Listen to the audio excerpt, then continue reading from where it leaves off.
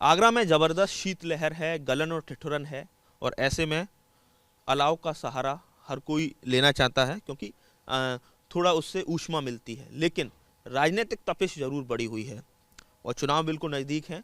और ऐसे में क्या आगरा का सीन चल रहा है, आगरा में किस तरह से इस समय इलेक्शन चल रहा है, बात करने के लिए हमारे साथ हैं आगरा से 2 बार जो सांसद रहे हैं इस समय वर्तमान में इटावा सांसद प्रोफेसर रामशंकर कठेरिया।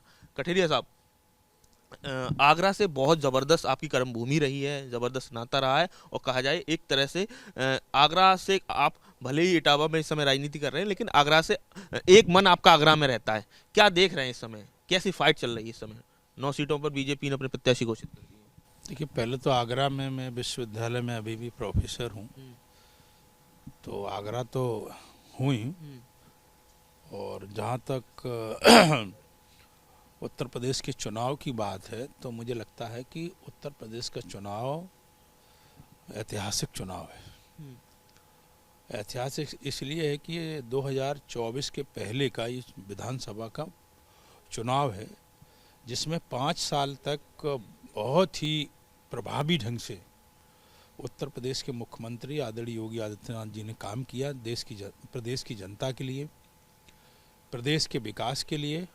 और प्रदेश में जिस ढंग से उन्होंने सुशासन स्थापित किया है, जिस ढंग से उन्होंने कानून व्यवस्था का पालन किया है और जिस तरह आम आदमी को दिक्कतों से मुक्त किया है और डेवलपमेंट की दिशा में ऐतिहासिक कदम उठाए हैं, चाहे वो एयरपोर्ट का विषय हो, चाहे मेडिकल कॉलेज का विषय हो, चाहे सड़कों का विषय हो, चाहे कानून का विषय हो, बहुत सारे विषय हैं जो एक मुख्यमंत्री के नाते उत्तर प्रदेश में ऐतिहासिक काम किया है। ऐतिहासिक काम किया है सर। सवाल इसलिए भी उसका परिणाम निश्चित रूप से ये होगा कि उत्तर प्रदेश में फिर से भाजपा की सरकार बहुमत के साथ बनेगी और देश के प्रधानमंत्री यादव कह रहे हैं कि हमारी तो 400 सीटें आ रही हैं, 403 में, तो लगातार इस बात को कह रहे हैं। जब वो 4 से बोलते हैं तो लोग तो उन्हीं के पार्टी के लोग बैठे हुए वहाँ हंसते हैं कि जब ये 4 से बोलते हैं तो लोग समझ लेते हैं कि इससे ज़्यादा मूर्खता की बात और कुछ हो नहीं सकती। सब समझते हैं, सब हंसते हैं। सर अभी देखा गया सर, ये तमाम कई सारे जो कैबिनेट मंत्री विधायकों का इस्तीफा और एक ही लाइन कि दलितों की, पिछड़ों की, छोटे व्यापारियों की, लघु उद्यमियों की उपेक्षा की गई, गुठन थी, बात नहीं पहुंच रही थी, इसलिए हम छोड़ के जा रहे हैं। इसको कैसे देख रहे हैं? देखिए, ज़्यादा जो मंत्री लोग गए हैं उन मंत्रियों को ये सच्चाई है कि दोबारा जीतते नहीं, और जो विधायक गए हैं उनके टिकट कटना तय था। तो टिकट कटना तय था इसलिए उन्हें जाना था। बीजेपी डैमेज कंट्रोल में जुटी रही, मान मनोबल का दौर जारी रहा। ये अगर कटना था तो फिर मान मनोबल क्या? मुझे नहीं लगता किसी का मान मनोबल हुआ। केशव मौर्य जी ने ट्वीट किया कि अगर कोई गलती कर बैठे। केशव मौर्य जी अपने आप कुछ भी बोले, लेकिन ये निश्चित रूप से है कि केशव मौर्य का जो भारतीय जनता पार्टी ने 5 साल तक मंत्री के रूप में उनको जो सम्मान मिला स्वामी प्रसाद मौर्य जी का, तो मुझे लगता है कि वो अब खींच में जो कुछ बोल रहे हैं, उन्हें पता है कि सपा की सरकार नहीं बनेगी, लेकिन उन्हें एक कहीं ना कहीं किसी ने गलत लगा दिया कि सपा की सरकार आ रही है और उनके बारे में ऐसा बोल लेते हैं कि उन्हें दूर से दिखाई दे जाता है कि सरकार आने वाली है, तो अब की बार वो फेल हो जाएंगे क्योंकि यहाँ उत्तर प्रदेश में मतलब हाँ कि दूरदर्शी है संजय वाला, संजय की आंखें। हाँ, अब की बार महाभारत देख लेते हैं। अब की बार उन्हें संजय की आंखें खराब हो गई हैं।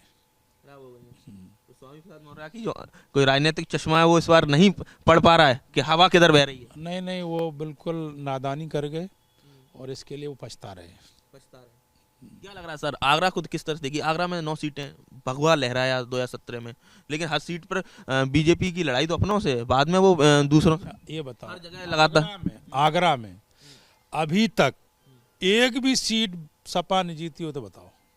वहां में जीती थी पहले। अरे वहां में राजा जीतते हैं। सपा ने एक भी सीट में खाता खोला हो, मुलायम सिंह जी से बड़े अखिलेश नेता नहीं है। मुलायम सिंह ने भी जब खूब समाजवादी पार्टी का उत्तर प्रदेश में गढ़ था, तब भी एक सीट भी आगरा में नहीं जीत पाए और अब तो जीतने का कोई मतलब ही नहीं है। हर सीट पर बगावत है, 6 मात का खेल है, अब मान मनोबल का दौर है। आप चाहे कोई फतेहपुर सीकरी देख लीजिए, आगरा ग्रामीण देख लीजिए, आप देख लीजिए एतमादपुर उठा लीजिए, वहाँ अलग आगरा उत्तर में वो अग्रवाल समाज अलग पेशबंदी किए हुए। तो ये कैसी चीज़ें देख रहे हैं, और इसमें भूमिका आपकी बड़ी महत्वपूर्ण हो रही है। कह रहे हैं कि संकट मोचक के तौर पर लगातार आप चीज़ों को मैनेज करने में जुटे हुए हैं। देखिए, मुझे लगता है कि राजनीतिक तौर पे एक जो राजनीतिक स्वभाव होता है, एक विधानसभा से भारतीय जनता पार्टी की इतनी लोकप्रियता है, उसके कारण लोग टिकट मांगते हैं। टिकट मांगने के एक विधानसभा से 5 मांग रहे, 6 मांग रहे, एक को टिकट मिला, 4 लोगों के मन में थोड़ा बहुत रहता है। लेकिन ये भारतीय जनता पार्टी है, टिकट मांगने वाले सभी अनुशासित कार्यकर्ता हैं, और वो 2-3 दिन थोड़ा बहुत रहता है, उसके बाद सारे लोग एकजुट होके और कमल के लिए, फूल के लिए, भारतीय जनता पार्टी के लिए, फिर से योगी मुख्यमंत्री बने इसके लिए सब लोग एकजुट हो जाएंगे। तो आपको लग रहा है कि जब तक इलेक्शन और थोड़ा आगे बढ़ेगा तब तक सारी जो पूरा पार्टी में जो विरोधी खेमा है, जो खेमेबंदी हो रही, सारी खत्म हो जाएगी? मुझे नहीं लगता, खेमा में कुछ नहीं होता है। थोड़ा बहुत टिकट मांगने के कारण मन में थोड़ा खराब लगता है, 1-2 दिन और सब ठीक हो जाता है। क्या लग रहा है सर, कल एक बड़ी महत्वपूर्ण बात आपसे ये भी पूछी, इस समय मौजूद सवाल है कि अनुसूचित जाति वर्ग में कई सारी जातियां हैं, लेकिन एक विशेष जाति जिसका मायावती को जो कोर वोटर रहा, उसके प्रत्याशी ज़्यादा उतारे जा रहे हैं। कल वो प्रभुदयाल कठेरिया ने इस सवाल को उछाल दिया, बोले कि कई सारी जातियां हैं जैसे अनुसूचित जाति वर्ग में, वो ट्रेडिशनल वोटर बीजेपी की रहीं, लेकिन उनसे ज़्यादा वैल्यू एक जाति विशेष को दी जा रही है, उनके प्रत्याशी उतारे जा रहे हैं। तो बोले कि कहीं ना कहीं अपनों की उपेक्षा हो रही है। ये ठीक है कि भारतीय जनता पार्टी का इस तरह का सोच नहीं है कि दलित में जाटव वर्ग जो है वो बीएसपी का है, ऐसा बीजेपी मानती नहीं है। और बीजेपी ऐसा सोच के टिकट का भी देते समय कोई मूल्यांकन करती नहीं है। ये ठीक है कि एक तरह से धारणा बनी है कि बीएसपी में जाटव वोट जाता है, और आधा जो वोट है एससी का वो अदर कास्ट है। आधा वोट मान लेते हैं कि जाटव का है, तो उसमें आधा वोट जो है और नॉन जाटव एससी का है, तो वो अपना अधिकार मानते हैं, बीजेपी को अपना समर्थन करते हैं, अपना पूरा वोट देते हैं, और उसी नाते उनका वो अपना अधिकार मानते हैं कि मुझे टिकट मिलना चाहिए। लेकिन भारतीय जनता पार्टी में इस तरह की न सोच है, वो कार्यकर्ता के बेस पर टिकट का मूल्यांकन करती है और उसी आधार पर वो टिकट देती है। अब आखिरी सवाल, बड़ा सोशल मीडिया में आपके फोटो तमाम जो प्रत्याशी बनाए गए हैं वो वायरल हो रहे हैं, तमाम कयासबाजी, और एक बार कहा जा रहा है कि रामशंकर कठेरिया 2024 की तैयारी 2022 के गेटवे से होकर करने लगे हैं, आगरा से एक बार फिर से पुनः दावेदारी। देखिए, स्वाभाविक है, इसमें कोई बात नहीं। जब किसी को टिकट मिला अपने कार्यकर्ता, क्योंकि सब हमारे मित्र हैं, सब लोग यहाँ पर, मैं लंबे समय तक पार्टी में काम किया, सांसद रहा, तो सबसे संबंध है, और जब अपने संबंधी को टिकट मिलता है तो उसको बधाई देना फर्ज बनता है। फर्ज बनता है। आप जब यहाँ सांसद थे तो थोड़ी कड़वाहट बढ़ गई थी चौधरी बाबूलाल, जिस समय फतेहपुर सीकरी से बीजेपी के प्रत्याशी बनाए गए हैं विधायकी वाले, तो वो पिक्चर तस्वीर में नहीं नजर आई। बाकी सबका मुझे लग रहा है कि ज़्यादातर का तो गुलदस्ता साथ में नजर आया है। मैं गया था, चौधरी साहब के यहाँ गया था, चौधरी साहब निकल गए थे, लेकिन मैं फिर जाऊँगा, चौधरी साहब को बधाई आएगा आपके फेसबुक, बधाई देने जाऊँगा, और चौधरी साहब को टिकट मिले इसके लिए मेरी भी शुभकामनाएं थी। और मुझे लगता है कि चौधरी एक नेता, बड़े नेता हैं, अच्छे नेता हैं, और उनको टिकट मिला, वो जीतेंगे। कितनी जीतनी है सर 9 में से सीटें बीजेपी? भाई 9 में 9 ही जीतेंगे। 9 में 9 ही जीतेंगे? हाँ, 9 में तो 10 तो जीतेंगे नहीं, 9 ही जीतेंगे। अच्छा, मतलब पूरा फिर से अच्छा, दूसरा कौन है हम बताओ? किसी भी सीट पे मान लो, हमने कहा समाजवादी पार्टी का खाता कभी खुला नहीं। सर एसपीआरएलडी का जो गठबंधन का क्या लग रहा है, आपकी चुनौती देख? सभी कभी खाता खुला नहीं, बीएसपी खत्म हो गई, तो लड़ाई किससे? आरएलडी में वो मतलब नहीं है, कुछ भी खत्म है, आरएलडी भी खत्म है, कोई मतलब नहीं है।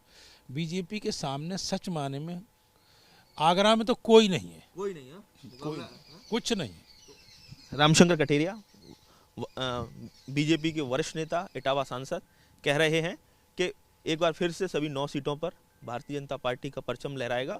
और इसके साथ ही उन्होंने एक बहुत महत्वपूर्ण बात कही, जो कही स्वामी प्रसाद मौर्य को लेकर कि इस बार उनका राजनीतिक जो चश्मा है वो फेल होने जा रहा है। जो संजय की आंखों से वो राजनीतिक बयार वहां पर लेते थे, लेकिन इस बार एक बार फिर से बीजेपी की सरकार बनेगी और एक बार फिर से स्वामी प्रसाद मौर्य जिस दल में गए हैं वो विपक्ष में ही रहने वाली है। आगरा से नितिन उपाध्याय, एबीपी गंगा।